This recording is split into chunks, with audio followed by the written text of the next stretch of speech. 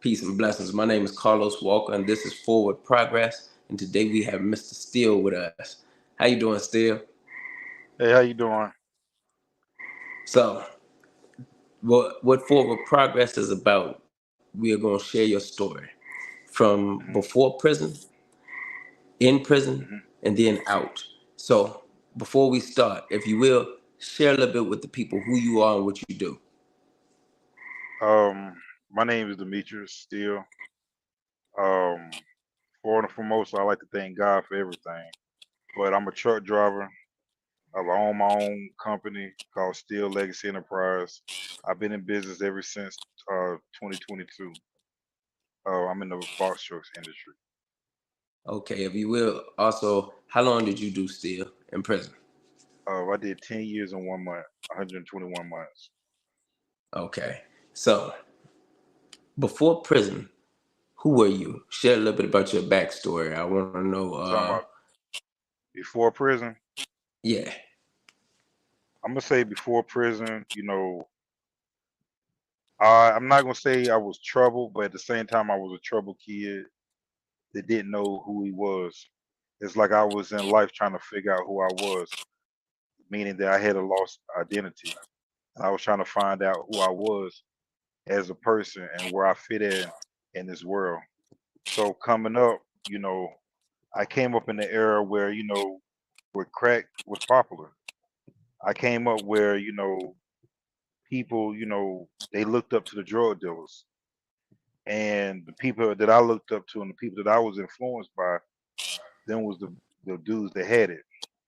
So with me not having no guidance and not having a male role model in my life, I looked up to mostly drug dealers. And so I started to imitate them because they are the ones that had influence over my life. And before I knew it, I started doing what they was doing. Like they say, birds of a feather flock together. With that being said, with me, getting into criminal activities and doing such things just to prove myself that I was worthy to be in this circle, that was my downfall. A lot of trouble came. You know, I remember the first time, I got locked up, I was still in high school. And a lot of people be like, why did you do the things that you did? And people gotta realize that you can come from good families, but also if you influenced by the wrong people, it can turn you astray. That's just like if you a plant or a garden. If you don't keep the weeds out, that them weeds can corrupt the whole garden. And now the garden wouldn't be no good, and that's what happened to me. But, you know, what else So, would you if you will, share a little bit. I heard you say something about if you came from a good family. So I'm assuming you came from a good family, but oh somehow, yes. as you said, as you said, you didn't have I a good role model to model after. Share a little bit about that. right. I'ma say, okay, coming up in a single parent home, now don't get me wrong, I always had my grandfather and I give him much respect, but my grandfather, he could do but so much because it's like he was getting older and it was easy for me to run circles around my grandfather. But other than that, I was raised in the church. My grandmother was a Sunday school teacher. My grandfather was a deacon, and me and my brother we ushered in the church. I also was in the choir. My grandfather, he was in a gospel group called the Men Over 60. So we used to go after church. We used to go to different churches or different programs, singing the gospel and stuff. So I know you're probably wondering if I come from a background like that, what happened? Well, I'm gonna say even though it was influenced, but I also rebelled, and I just got caught up. I looked up to the wrong people, And I'm gonna say a big deal of that was, because I was 15 years old hanging out with my older cousins, which was 5 years older than me. So if I was 15, they was 20. And, from my opinion, a 15-year-old shouldn't be hanging out with a 20-year-old. It doesn't matter if it's his cousin or not, especially if his cousin is going to be a bad influence. And that's how I got started in the dope game, by one of my cousin friends. They introduced me to it, showed me how to break things down from a dub to a gram, an 8 ball, a quarter to a half to an ounce, and so on. And like I just got mixed up, and then listened to the music that was going on about, you had to have this and this and that. And I did a lot of stuff for the attention, like most people do. I did a lot of stuff for attention from girls, attention from, you know, my homeboys, because it doesn't matter. We all want to be accepted, but it matters who we are accepted by. And when I look at a lot of stuff that I done was frivolous, it didn't mean nothing. But at the time, you couldn't tell me that. And so, you know, like I said, I got caught up. So, just to ask, how old were you when you first started selling drugs, or when you got First, I introduced to it? start. I was 16. I was 16 years old when I first got introduced to it. Didn't know a thing about selling crack, let alone cooking it up. I didn't learn how to cook it up till my 20s, but I was 16 years old, and you know, it's like it's like when that lion first get a little taste of that blood. That's how I was. Once I seen the money that I could make and how they was going crazy over this, it's like I couldn't stop. It's like I was possessed. They was addicted to the dope, and I was addicted to the money. Like, you know, young and I'm seeing, I might chop up and just be honest, I might chop up an 8 ball and make $400. When I'm working at McDonald's, barely getting paid $250, every week. Might make $400 every 2 weeks working at McDonald's part time. So just to cut up an 8 ball and make $400, man, it was like, why would I spend all these hours doing this when I could make it in this little bit of time? And then, going up from a half, making $1,000, it's like the money was crazy. And so it's like I got in my head that that the addicts, they depended on me to have it, and I depended on them to have money. So it's like we So, both, huh? so you started making a little money. You said you first got locked up at the age of what, or you first got in trouble? When I first got in trouble, I remember being with my homeboy said, and um, to this day, I think his mama still feels some type of way about it. But I remember back then, you don't really hear too many people saying it now, but I remember getting a crack rental. And what a crack rental is, for the ones that don't know, is you might give a person a 20, 30 just to keep their car for a certain amount of time. It's like, you rent the car out. So I would go get the crack rental and like trying to be grown, because I was on a 9 o'clock curfew. Me and my home go pick up my homeboy said. So we riding around. Well, in that particular night, they had a roadblock, a license check. And I remember, I threw what I had. I told my homeboy to throw it away, but he got scared in the process and kept it in his hand. And, once we pulled up, they asked for my license. And I think at the time I didn't have my license. And I think I might have been 17. And my homeboy, they were asking him to open up his hands, and he wouldn't open it up. So they pried his hands and seen what he had, and they locked both of us up. You know, I had a friend come bond us out. I paid him, got a lawyer, and that was really the start of my downfall. So this was like the first time you had ever been in trouble. 17 years old. What did it feel Right. like? It's like, man, I can't believe I'm really getting locked up. And then for this little bit of stuff, but not knowing and not really having knowledge of what I was really doing, not having knowledge that, I'm about to really mess up my life and I'm still in high school. But like most people do, and you even got grown men to think like this. Well, I'm gonna figure out a way to do it better. I got caught this time, but now I'm out slicking this way, and it's like I was never slick enough. So You what know, ended up coming up that charge? first with it being so small, they gave me a misdemeanor because they knew I was still in school. They gave us both a misdemeanor. So they put me on probation, and my dumb butt, not even 6 months later or 9 months later, I get caught with another, with a little bit of stuff this time. All right. And got a lawyer, and this time the lawyer couldn't do nothing. They gave me a felon. So now with me being in school, not even finishing, not even finishing high school, I'm facing a felony. So now we kept putting it off, hoping that they will lose it.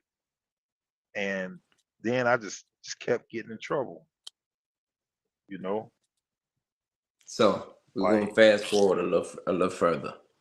mhm. Uh, how old were you when you first caught the time that you did the 10 months? I mean the 10 years and 1 month off.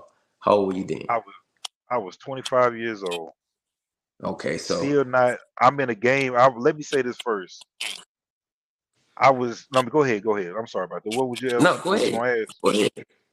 I'm gonna say this, and it's kind of funny that people don't really think about stuff like this, but you think about it, and a lot of black males probably can relate. That was in a dope game. We in a dope game that we even got knowledge of. All right, we in a dope game that we only been taught a certain way, but we haven't been taught this flip side, and that's the crazy part about you know like I was taught how to get the money, but I wasn't taught the consequences. Uh, let's say like if you get caught with this and this, you could potentially go fed, or if you hang around with this person and you say that, you could potentially go fed. Where in my case, I got caught with I got caught with a gun, not thinking that anything gonna happen. Then I got caught with a little bit of dope, and it wasn't even like a lot. But one thing about it, guns and dope don't mix. So And that's what brought the feds in. so you were But with that 25 years old, get caught with 25, some dope and a gun, and right. ended up in the federal system.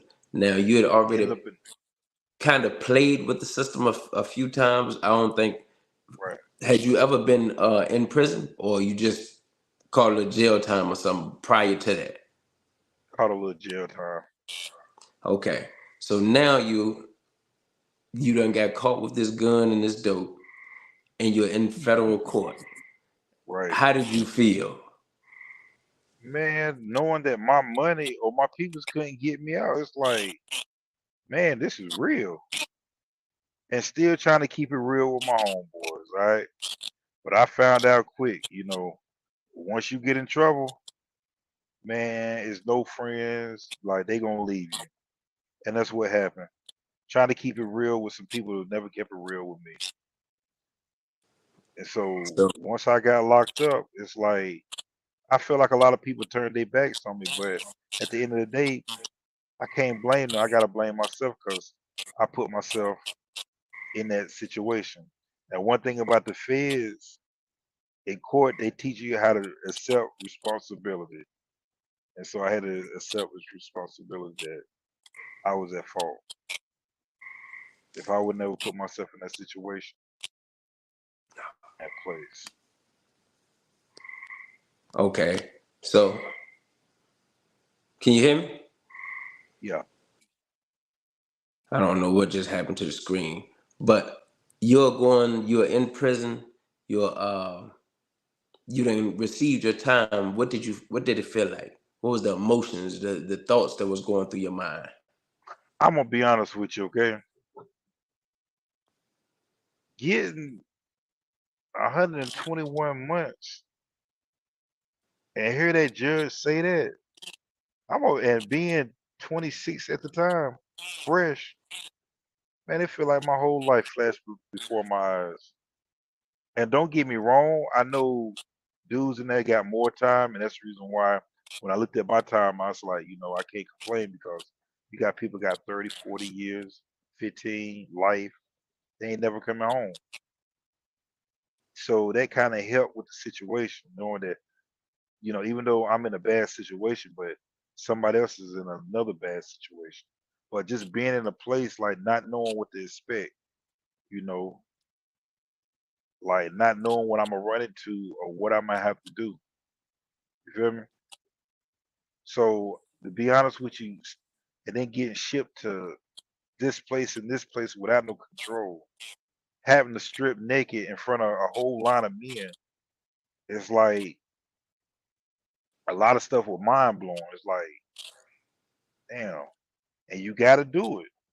Every spot that you go to, you gonna strip naked, and I felt violated in so many ways, downgraded, like just another number, like an animal. I mean, this man done checked out my stuff, this and that, done looked up my butt to see if I had anything, and it was downgraded. And then, going to prison, not knowing, like, had to go in this cell, don't know really much about what's going on with the politics, not knowing that, had to learn that the blacks sit over here and the Spanish sit over here and the whites sit over here. But amongst the blacks, you got to sit with your car because you're not from here, so you can't sit here, and so you got to sit here. And me not knowing no better, I remember when I first came, I was sitting with the Dominicans. I was sitting with the Dominicans, and I wonder why they were looking at me all crazy. And then I remember a man named Tanaka came to me like, "Look, bro, you got to sit over here." And that's when I started like learn how things went. If you see a fight, you got to keep it moving. Don't sit there and stare because you can end up being in that fight. When certain stuff happen, and I remember like when fights would break out, before the tension would be so strong that you could feel it before it even happens. You could feel the fight, knowing that something about to happen before it really actually happens. And just learning how to survive. Like everything in there is a hustle. We get free milk, and a person might hustle free milk, and you gonna buy it. And just learning how to really operate. And I will say, in a place like that, that's when I really found God. And I don't care what nobody say. Like, um, you might think that, um, call it jailhouse religion or whatever, but like that's one of the places where I really found God, and I really started to really learn God. And I was bitter for a long time, and I had to ask God to take that bitterness away from me. But God also let me know that when you put man before me, this is what's going to happen. Like you can't be mad at somebody that was born into sin. You can't be mad when this is already their nature. And like learning them things and letting it come to mind, and God bringing it to pass, it really helped me during my bid, knowing that I couldn't blame nobody for my mistakes. I put myself in there, but I remember, and I know you remember this too.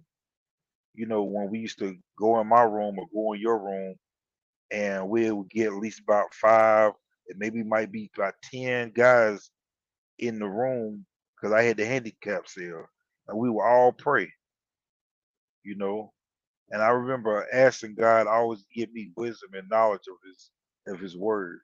But also give me wisdom and knowledge of the plans that he has in store. Yeah, I was bitter because I felt like a lot of people betrayed me. And so I remember, asking God to take this bitterness from me. And one thing God showed me was that the men that you was hanging around with, they were born into sin. So what more could you really expect from them? And he also showed me that when you put trust in man more than you put trust in me, you can expect the things to happen to you. So just knowing that, it let me know that, you know, I can't blame them. I gotta blame myself because at the end of the day, you know, and that's just being real and just be open minded. They was my God. You feel me? Because I depended on them instead of depending on the Almighty Yahweh, Yahshua. I didn't depend on them. I depended on my homeboys, and when they betrayed me, I felt some type of way. So it's like I was treating them like they were my God. So And I mean, go ahead. I want to fast forward just a little bit. What is it that made you? I know God, but what made you click and say you wanted to make change in your life? Sitting in prison. What really, and this the crazy part. All right, I'm gonna tell you what really gave me the motivation. All right. I don't know if you remember it was a white dude that worked in the kitchen. Matter of fact, bald head, always wore them big suits or whatever. I forgot his name, but I remember one time, because for the ones that know about the feds, well, I used to work in the kitchen, but they also call it stealing, which it really ain't stealing because you're paying for it. But I remember having a strap on, and yeah, I was looking for something, but I You didn't might have want nothing on me. you might Huh? want to tell them what strap on is. I don't want the words A to get out strap. of A context. strap. A strap is something that it's like it's a back brace. That's what it is. It's a back brace that you have around your waist, and it's like the same thing that these girls wear when they're trying to lose weight, or when they're trying to tuck their stomach in. All right, so it's like a waist trainer. So I know, but in prison we call it a strap. So I remember having my strap on, and he told me to take it off, and I didn't. So make a long story short, he got mad at me, told me come to his office. And I remember he said, when I tell you to do something, you better do it. I'm like, what? So I remember he pulled out a shank. God honest truth, I wouldn't make this up. He was like, if I tell these officers or the sergeant this is your shank, who you think they're gonna believe, me or you? So I got quiet. He said, yeah, that's what I thought. So next time I tell you to do something, you better do it. You feel me? Matter of fact, get out of my office. So with that being said, I ain't gonna lie, I was mad because it showed me being in a place like that, I didn't have no control. That a person could talk to me any type of way, lie on me, do whatever they want.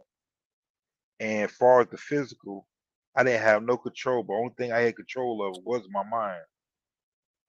And that's not no good feeling.